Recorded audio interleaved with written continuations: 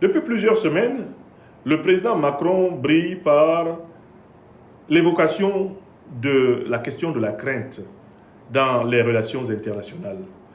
Il a dit que en politique, le plus important, ce n'est pas d'être respecté, mais c'est d'être craint. Et qu'on est respecté que si on est craint. Or, c'est quoi la crainte? Mais c'est la peur d'être tué. C'est la peur d'être puni. C'est la peur d'être spolié. C'est la peur d'être blessé par l'autre. La peur d'être littéralement soumis à une contrariété voulue par l'autre.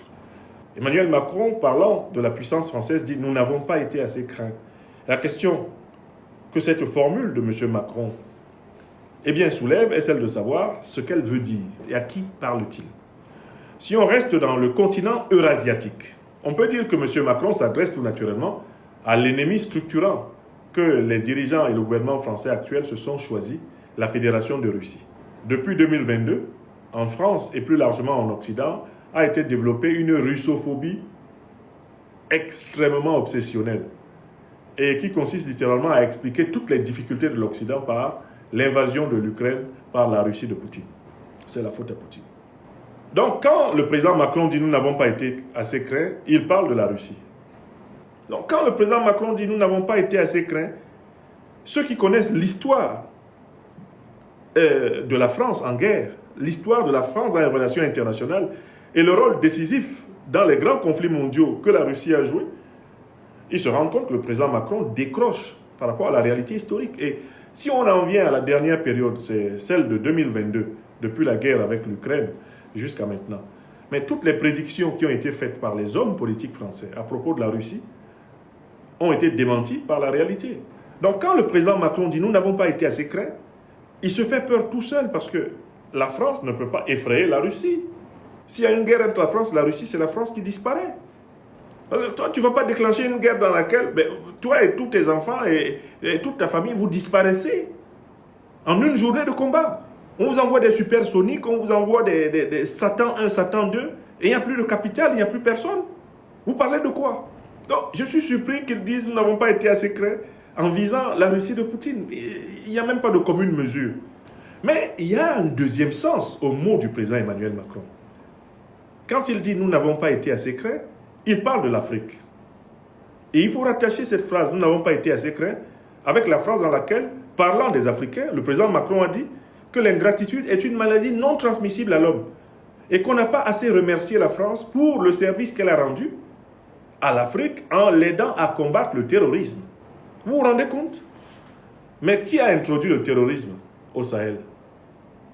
Qui a saccagé la Libye en 2011 en association avec Al-Qaïda et l'État islamique? C'est l'OTAN.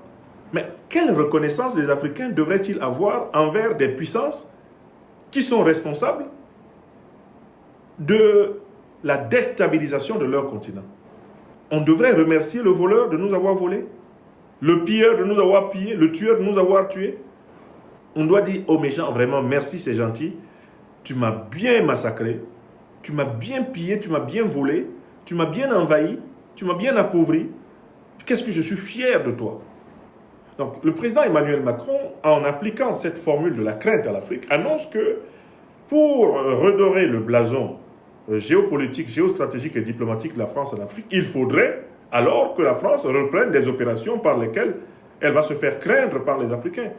Il veut dire par là que l'on ait délogé l'armée française du Mali, du Burkina Faso, du Niger et du Tchad.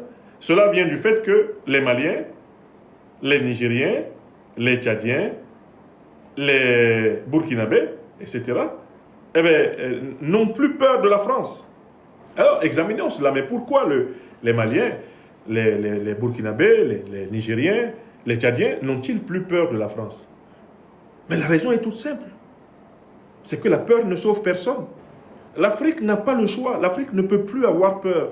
Pourquoi? Parce que l'Afrique a tout vu. Et donc, le président Emmanuel Macron se trompe d'époque. Il ne s'est pas rendu compte qu'il a affaire à une génération d'Africains qui a fait le bilan et qui a compris que la peur ne sauve pas. M. Macron est venu trop tard dans un monde trop vieux. L'Occident a perdu pour toujours l'acquiescement et l'adhésion des autres peuples du monde à cette idée mythologique, cette idée complètement farfelue qu'il serait une société d'êtres humains supérieurs. Et il faut que M. Macron comprenne que l'ère de la crainte entre l'Afrique et la France, entre l'Afrique et l'Occident, cette ère est passée. Non, ils n'avons pas été assez craints. Qui va-t-il effrayer avec ça? Il n'a pas compris. Et puis, je voudrais quand même rappeler qu'une puissance qui a été libérée par les Africains ne peut pas effrayer les Africains.